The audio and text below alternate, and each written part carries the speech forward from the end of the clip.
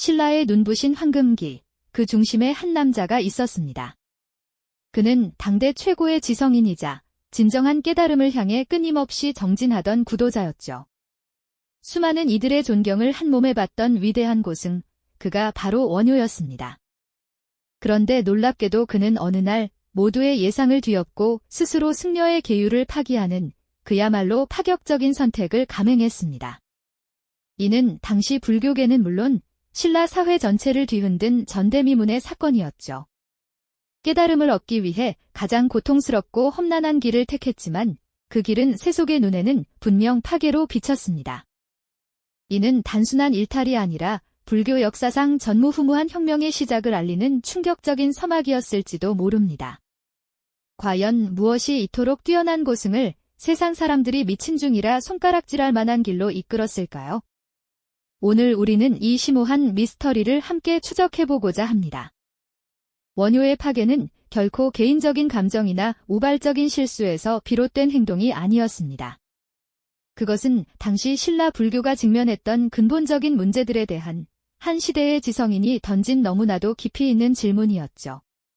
당시 불교는 귀족 중심의 폐쇄적인 울타리 안에 갇혀 정작 고통받는 민중의 삶과는 점점 멀어지고 있었습니다. 화려한 사찰과 복잡한 교리 속에서 불교 본연의 자비와 깨달음의 정신은 희미해져 가는 듯 보였죠. 원효는 이러한 현실을 꿰뚫어보고 진정한 불교의 의미와 나아가야 할 방향에 대해 치열하게 고뇌했습니다. 어쩌면 그에게는 기존의 모든 권위와 형식을 과감히 깨뜨리는 것만이 진정한 깨달음의 문을 열고 민중에게 다가갈 수 있는 유일한 방법이었을지도 모릅니다. 그의 파격적인 행보는 신라 사회 전체에 마치 거대한 파도처럼 밀려와 엄청난 파장을 일으켰습니다. 사람들은 충격과 혼란 속에서 그의 선택을 이해하기 어려워했죠. 최고의 학문과 덕망을 갖춘 스님이 스스로 가장 낮은 곳으로 내려와 민중과 어울리려 했다는 사실은 당시의 고정관념으로는 감히 상상조차 할 수 없었던 일이었습니다. 하지만 그 충격 속에는 낡은 질서를 깨고 새로운 시대를 열어갈 수 있는 가능성과 민중을 향한 진정한 사랑의 메시지가 담겨 있었습니다. 그의 선택은 단순히 개인의 문제가 아니라 불교의 대중화를 향한 거대한 첫걸음이었던 것이죠. 많은 이들이 그의 행보를 비난하고 의심했습니다. 어떻게 감히 계율을 저버릴 수 있는가, 도대체 무슨 생각을 하기에 저런 파격적인 행동을 하는가 하는 의문과 비판이 신라의 모든 계층에 걸쳐 쏟아졌을 겁니다. 그러나 원효는 흔들림 없이 자신의 신념에 따라 굳건히 길을 걸어갔습니다. 그가 선택한 파괴의 길은 어쩌면 불교의 본질을 되찾고 모든 중생에게 깨달음의 문을 활짝 열어주기 위한 가장 용기 있고 위대한 시도였을지도 모릅니다. 그는 왜 그토록 고통스럽고 비난받을 것을 알면서도 그 길을 택했을까요? 그 파격적인 행보 이면에 숨겨진 그의 깊은 진심과 위대한 뜻은 과연 무엇이었을까요? 우리는 오늘 원효라는 인물의 삶과 그의 파격적인 선택을 통해 1400여 년 전의 이야기가 현재의 우리에게 던지는 질문들을 함께 탐구해볼 예정입니다. 그의 파괴가 단순한 개인적 일탈이 아니라 한 시대의 지성인이 던진 심오한 질문이자 거대한 사회 변혁의 단초였음을 깊이 들여다볼 것입니다. 종교가 나아가야 할 진정한 역할은 무엇인지, 지식인은 어떤 자세로 사회와 소통해야 하는지, 그리고 대중과의 진정한 소통은 과연 어떤 의미를 지니는지, 원효의 삶을 통해 그 해답의 실마리를 찾아보는 여정이 될 겁니다. 그의 이야기는 오늘날 우리가 마주하는 수많은 문제들 속에서 과연 진정한 깨달음과 변화의 길은 어디에 있는지 다시 한번 깊이 생각하게 만드는 소중한 기회가 될 것입니다. 신라 시대의 불교는 과연 어떤 모습이었을까요? 당시 신라는 엄격한 골품제 사회였죠. 불교는 왕실과 귀족들의 정신적 지주이자 그들의 권위를 정당화하는 수단으로 깊이 자리 잡고 있었습니다. 화려한 사찰들이 즐비했고 귀족들은 성대한 의식을 통해 깨달음을 구했지만 정작 대다수 백성에게는 멀고 어려운 가르침이었을 뿐입니다. 그들의 삶과는 동떨어진 높은 담장 안의 종교였달까요?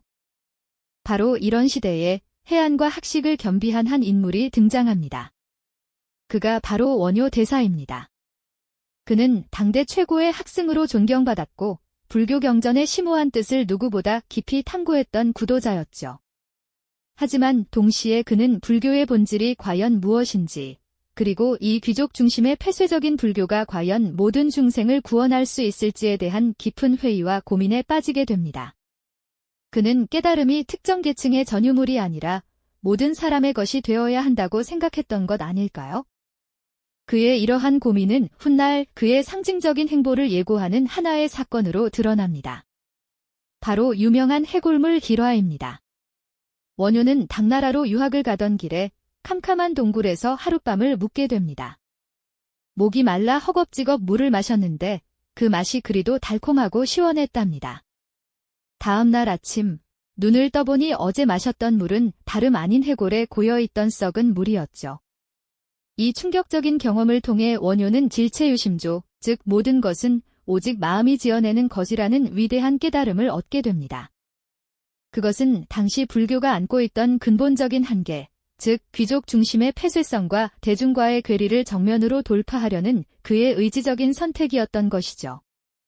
그는 파괴를 통해 스스로 귀족 불교의 상징적인 틀을 깨부수고 가장 낮은 곳으로 내려가 민중과 소통하려 했습니다. 승려의 권위를 내려놓고 속세의 옷을 입은 소선거사가 되어 백성들의 삶 속으로 깊이 들어간 것입니다. 그의 파괴는 불교의 본질을 되찾고 모든 중생에게 깨달음의 문을 활짝 열어주기 위한 가장 용기 있고 위대한 시도였을지도 모릅니다. 그는 왜 그토록 고통스럽고 비난받을 것을 알면서도 그 길을 택했을까요? 그 파격적인 행보 이면에 숨겨진 그의 깊은 진심과 위대한 뜻은 과연 무엇이었을까요? 우리는 이 질문에 대한 답을 찾아가는 여정을 이제부터 더욱 깊이 있게 계속 이어갈 것입니다. 그렇다면 원효 대사는 어찌하여 스스로 가장 낮은 곳으로 내려가 모두가 경악할 만한 파괴의 길을 택하셨을까요? 그 해답은 당시 신라 불교가 처했던 현실에서 찾아볼 수 있습니다. 겉으로는 화려하고 웅장한 사찰들이 즐비했지만 그 안의 가르침은 소수의 귀족과 지식인들만의 전유물이었죠. 복잡하고 난해한 경전들은 일반 백성들에게는 그저 높은 담벼락처럼 느껴졌을 겁니다. 불교는 왕실과 귀족의 안녕을 비는 수단으로 전락했고 백성들의 고단한 삶과는 점점 더 멀어져 갔습니다. 고통받는 민중의 삶과는 동떨어진 채 상아탑 안에서 고고한 지식만을 논하는 종교가 되어가던 상황이었죠. 원효 대사는 이러한 불교의 폐쇄성을 누구보다도 깊이 통찰하고 계셨습니다. 진정한 깨달음은 특정한 계층이나 장소에 갇혀 있을 수 없다는 것을 말이죠. 그는 불교의 본질을 회복하고 모든 중생에게 깨달음의 문을 활짝 열어주기 위해 혁명적인 방법을 선택하셨습니다. 스스로 파괴승이 되어 속세로 뛰어들었던 겁니다. 화려한 가사를 벗어던지고 시장 바닥에서, 길거리에서, 촌락에서 마치 광대처럼 춤을 추고 노래를 불렀습니다. 바로 그 유명한 무예가였죠. 아무 것에도 걸림이 없다는 뜻을 가진 이 노래는 불법을 어렵고 고상한 것에서 벗어나 누구나 즐겁게 따라 부를 수 있는 쉬운 가락으로 만들었습니다. 아이들은 물론 고된 농사일에 지친 백성들까지 그의 춤과 노래에 맞춰 어깨를 들썩이며 환한 웃음꽃을 피웠을 겁니다. 종교가 주는 엄숙함 대신 삶의 고통을 잠시나마 잊게 해주는 유쾌한 놀이가 되었던 거죠. 그리고 이것이 전부가 아니었습니다. 원효 대사는 복잡한 불교 교리를 단 하나의 주문으로 압축했습니다. 나무아미타불, 바로 아미타불을 부르는 연불이었죠. 아미타불이라는 부처님의 이름을 간절히 외우기만 하면 누구든지 극락왕생할 수 있다는 가르침은 당시 민중들에게는 가뭄 속 단비와도 같았습니다. 그를 모르는 백성도, 경전이 없는 가난한 사람도, 심지어 노비들까지도 그저 연불을 외우는 것만으로 해탈에 이를 수 있다는 희망을 얻게 된 것입니다. 이 얼마나 시대를 앞서간 혁명적인 발상인가요? 그의 가르침은 모든 이에게 평등한 깨달음의 기회를 선사했죠. 원효 대사의 파격적인 행보는 처음에는 충격과 논란을 불러일으켰지만 이내 민중들의 마음을 움직였습니다. 그들은 더 이상 멀고 어려운 부처님을 경외하는 대신 자신들의 삶 속에 스며들어 함께 웃고 울어주는 원효 대사를 진심으로 따랐습니다. 그의 가르침은 신분과 빈부를 초월하여 모든 이의 가슴에 희망의 불씨를 지폈고 나무아미타불 연불 소리는 신라의 산과들, 마을과 시장을 가득 채우며 새로운 시대의 서곡을 알렸죠.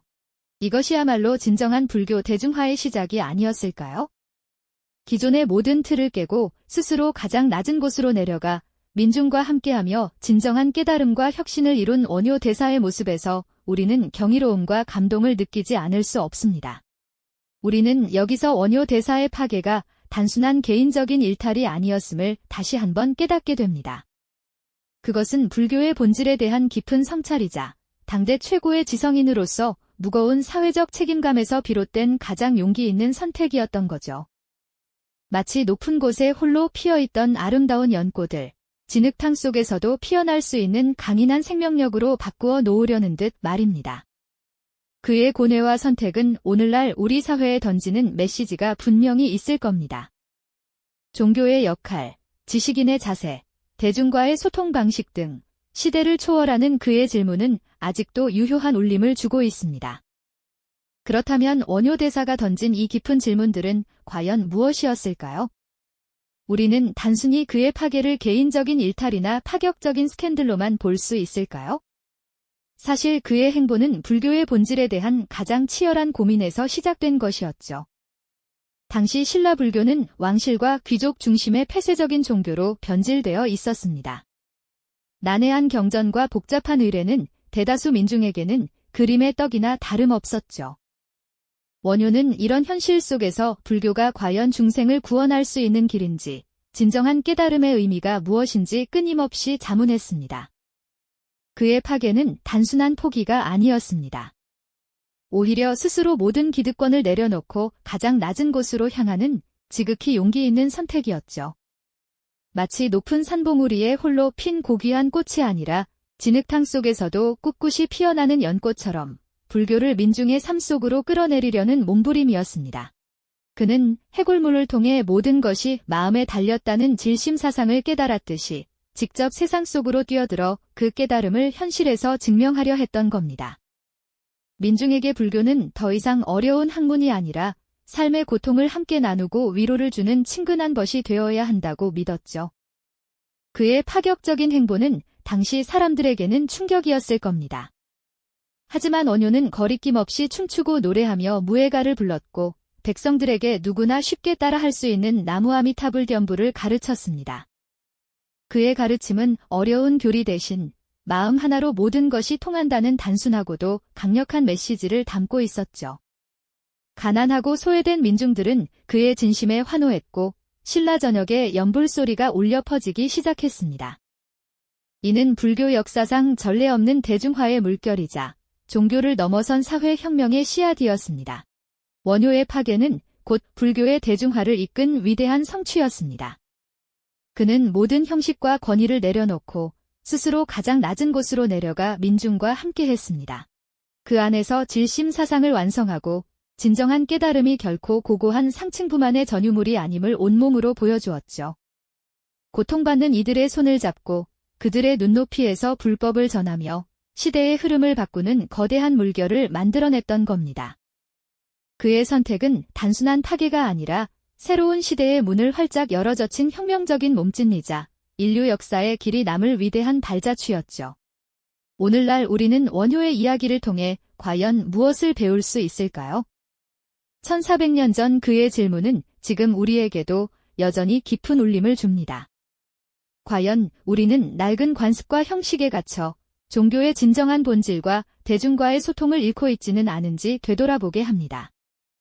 진정한 지식인의 역할은 무엇이며 종교는 어떤 모습으로 이 시대의 대중에게 다가가야 하는지 깊이 성찰하게 만들죠.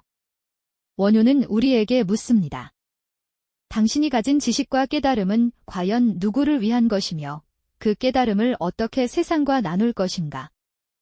그의 삶은 기존의 모든 틀을 깨고 스스로 가장 낮은 곳으로 내려가 민중과 함께하며 진정한 깨달음과 혁신을 이룬 위대한 여정이었죠. 그 안에서 우리는 경이로움과 깊은 감동, 그리고 시대를 초월하는 존경심을 느낄 수 있습니다. 한 시대의 파격적인 선택이 어떻게 역사를 바꾸고 수많은 사람의 삶에 깊이 스며들었는지 되새기게 됩니다.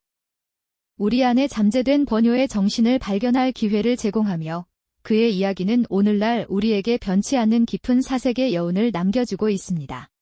이 영상이 도움이 되셨다면 좋아요와 구독 부탁드립니다. 여러분의 응원이 제게 큰 힘이 됩니다.